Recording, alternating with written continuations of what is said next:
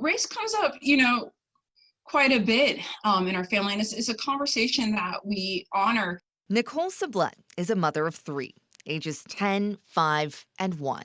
I'm also interracial. I'm in an interracial marriage, so there's a lot of rich heritage and diversity. Sublette is teaching her kids to celebrate diversity and respect everyone equally. How do we treat somebody that looks different than us? So having conversations of, everyone is equal. Sublette doesn't just talk with her own kids about race. She's a licensed mental health counselor in Concord, whose specialties include multicultural issues, parenting, and family therapy. Professionally, kids today are really ultra aware. We engage in a dialogue about, what is their perception of what is going on? How does that impact them?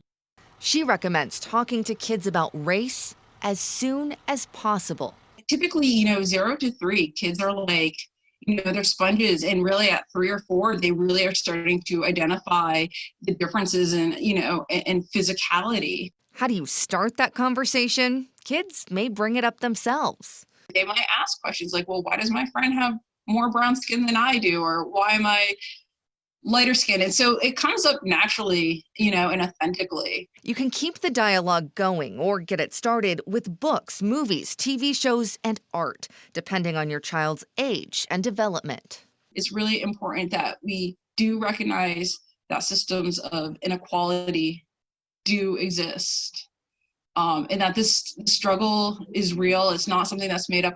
Sublette knows all too well the impact of not talking about race. When she was a child, her dad, who is African American, lived out of state. She lived in northern New Hampshire with her mom, who is white. They didn't talk about race then, but they do now. And we talk about my experiences, and she's kind of shocked and a little bit horrified about things I probably didn't share with her, because as a kid, I didn't really know how to express, and I knew that she was different than me. Their conversation she's having with her own kids. To prep my kids, because they might look a little bit different. We're in a state that is, a little bit less diverse. The mother of a mixed-race son who has lighter skin, Sublette spoke candidly about what she may have to prepare him for. So I think we're going to have that talk. He might not be identified out on the street, but when he's with me, he might face discrimination. But she is hopeful.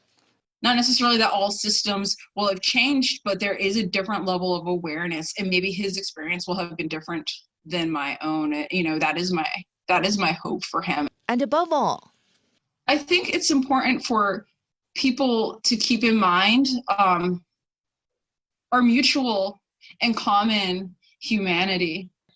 And so how can we create an equitable place for all of us and a nurturing place for all human beings everywhere? and for the next generation, too.